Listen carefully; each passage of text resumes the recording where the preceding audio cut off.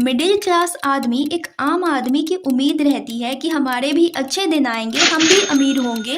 पर दुख के साथ ये कहना पड़ रहा है कि सच्चाई कुछ और है। सच्चाई ये है कि आने वाले टाइम में मिडिल क्लास का जो ग्रुप है वो ऊपर नहीं बल्कि नीचे जाने वाला है। हो सकता है कि 1 या 2% लोग अमीर हो जाए, बट ज्यादातर लोग जैसा है उससे भी नीचे जाएंगे। बल्कि जैसा आज वो है वैसा बने रहने के लिए भी उन्हें बहुत संघर्ष करना पड़ेगा। हमेशा से ऐसा होता है कि एक पीढ़ी दूसरे पीढ़ी से आगे जाती है। अगर एक पीढ़ी पैदल चलती है तो दूसरी साइकिल लाती है, तो तीसरी बाइक लाती है और चौथी कार लाती है। लेकिन अब आने वाली पीढ़ी आगे नहीं बल्कि पीछे जाएगी। पेरेंट्स को लगता है कि बच्चे बड़े होने के बाद हमारा सपोर्ट करेंगे, बट आगे जाके पेरेंट्स को ही बच्चों का सपोर्ट करना पड़ेगा, क्योंकि सेविंग्स कम होती जा रही हैं और कर्जा बढ़ता जा रहा है। इस समय भारत का क्रेडिट कार्ड डेब्ट टॉप पे है। अब आप सोच रहे होंगे कि ऐसा कैसे, इकोनॉमी तो आगे बढ़ रही है और देश तो आगे बढ़ेगा ही, तो हम भी आगे बढ़ेंगे। नहीं, इकोनॉमी आगे बढ़ेगी लेकिन उसका फायदा बड़े ले जाएंगे। तुम्हारे हाथ में कुछ भी नहीं आने वाला, क्योंकि अमीर बनने का जो गेम है वो बहुत ही डिफरेंट है। बहुत सारे लोगों को तो इसका पता ही नहीं है कि वो कदम कदम पर क्या गलती कर रहे हैं। इस वीडियो में हम कोशिश करेंगे कि अमीर बनने का जो गेम है उसको समझने की, हर कदम पे आप जो गलती कर रहे हो उसको आइडेंटिफाई करने की और उसको सुधार करने का प्रयास करेंगे। अमीर बनने का गेम बहुत ही सिंपल है। इसके 3 स्टेप होते हैं। पहला, पैसा बनाओ यानी मेकिंग द मनी। दूसरा, पैसा बचाओ यानी सेविंग द मनी। और तीसरा, पैसे को निवेश करो यानी इन्वेस्टिंग द मनी। अब जो पहला स्टेप है मेकिंग द मनी यानी पैसा बनाने का जो गेम है, उसका रॉ मटेरियल भी पैसा ही है। यानी पैसा बनाने के लिए भी पैसा लगता है, और वो पैसा आप कहाँ से कमाओगे? आपकी स्किल से। जिसमें जितना हुनर होगा, जिसमें जितना क्षमता होगी, जिसमें जितना मेहनत आप कर सकोगे, आप उतना पैसा कमाओगे।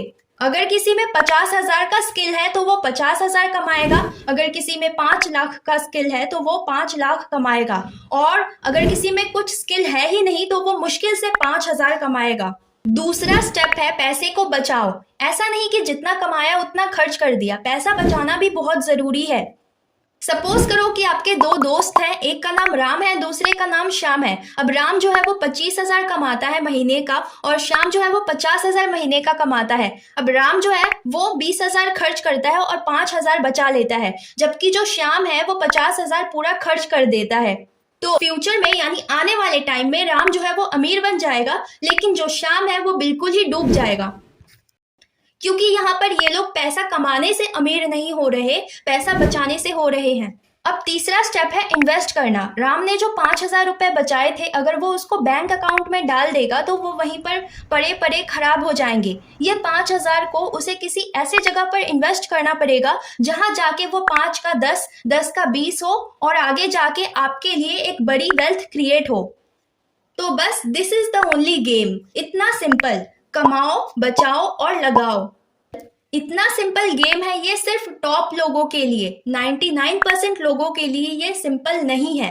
अब जो पहला स्टेप है पैसा कमाने का, इसी में बहुत सारे लोग अटक जाते हैं कि पैसा कहाँ से कमाएं। अब जो मिडिल क्लास लोग हैं वो कहते हैं कि बच्चों को स्कूल भेज देते हैं, फिर कॉलेज भेज देते हैं और फिर अच्छी सी डिग्री करवा देते हैं। जहां पर एक बंदे की 2,000 महीने कमाने की कैपेसिटी होती है, वो अपने कैपेसिटी से आगे जाकर 4,000 महीने खर्च करके अपने बच्चे को पढ़ाता है। तो अच्छे स्कूल में अंधा पैसा दिया, फिर कॉलेज में अंधा पैसा दिया, और इतना पैसा खर्च करने के बाद भी जो डिग्री हाथ में आती है, उस डिग्री को लेकर वो बेचारा 6 महीने तक घूमता रहता है और उसको नौकरी मिल ही नहीं पाती है। और अगर बाई चांस नौकरी मिल भी जाती है तो पैसा उतना नहीं मिलता जितना हमने सोचा था। यानी कि जो पैसा लगाया था स्कूल या कॉलेज में, उसके ब्याज जितना भी सैलरी नहीं मिल पाती है।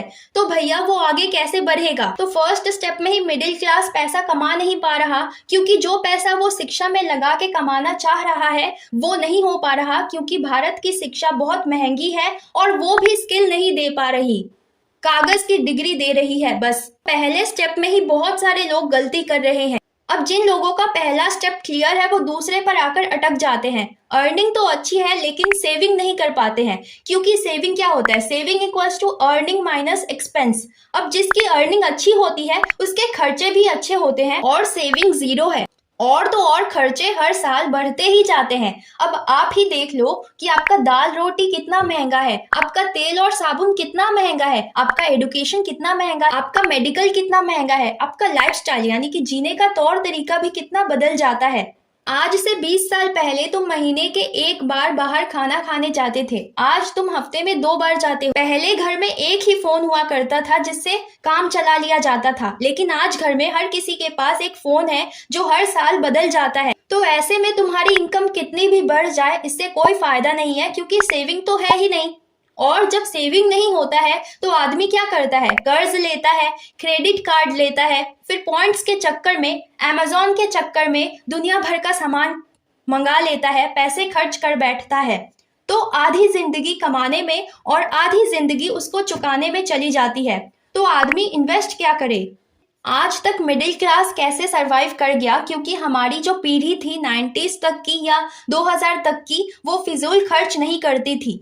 लिमिटेड कपड़े थे, लिमिटेड जूते, फालतू घूमने का चक्कर नहीं था, फालतू मोबाइल का चक्कर नहीं था, कोई क्रेडिट कार्ड नहीं था, सब कुछ देख के करते थे। बट आजकल की जनरेशन यो जिंदगी फिर ना मिलेगी दोबारा, क्रेडिट कार्ड, ये सब कुछ उड़ा दो। 1 तारीख का जो सैलरी आता है वो 20 को ही खत्म हो जाता है और 21 से लेकर 30 तक मांगते हुए किसी तरह से बिताता है, और फिर से 1 तारीख आके वही कंडीशन। ये सबसे बड़ा ट्रैप है सेविंग का, जिसमें बहुत सारे लोग फंस गए हैं। अब अगर मान लो कि कोई इससे भी बच जाए, जिसने कहा कि इनकम भी है, एक्सपेंस भी कम है, कंट्रोल में है, पैसे भी बच जाते हैं, अब इन्वेस्ट करके आप बड़े आदमी बन जाएंगे। कैसे बनोगे? जो खाते में, जो आपके अकाउंट में पैसा रखा है वो पड़े पड़े कचरा है, बर्बाद हो जाएगा। इस पे अलग से मैं एक वीडियो बना दूंगी। अगर आपने एफडी करा रखी है तो वो क्या ही रिटर्न देती है, जितना वो आपको रिटर्न देती है उससे ज्यादा तो आपके खर्चे बढ़ते हैं। तो आपका पैसा एफडी में भी खराब हो रहा है। और बताओ, कुछ लोग तो कहते हैं कि मैंने गवर्नमेंट की सिक्योरिटीज ले रखी है, वो तो महाफालतू है। इंश्योरेंस प्रोडक्ट जैसे कि मेडिकल इंश्योरेंस को छोड़कर और टर्म इंश्योरेंस को छोड़कर उसके अलावा जितने भी इंश्योरेंस होते हैं वो सबके सब फर्जी होते हैं। फर्जी मतलब इन सब में आगे बढ़ने के मौके कम और धोखे ज्यादा होते हैं। इन सब से किसी तरह से आपकी जिंदगी गुजर बसर तो हो जाएगी, लेकिन इससे आप अमीर नहीं बन पाओगे। अमीर बनने का ख्वाब छोड़ दो। तो ये है आज के जमाने की सच्चाई, मानो या ना मानो आपकी मर्जी। अब इसका सोल्यूशन क्या है?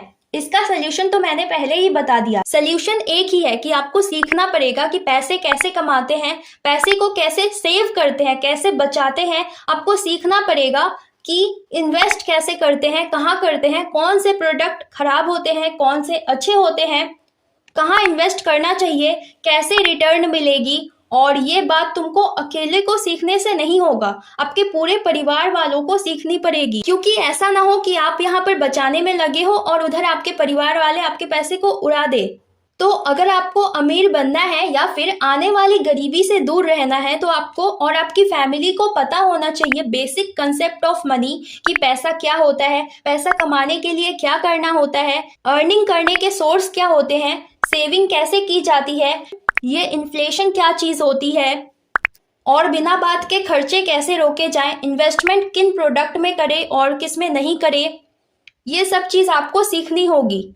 तो देखिए, भारत सोने का चिड़िया था, वापस बनेगा, पर ऐसा नहीं होना चाहिए कि भारत के 140 करोड़ लोगों में से 1 करोड़ अमीर हो जाएं और 139 करोड़ जैसे के तैसे जीवन जी रहे हैं।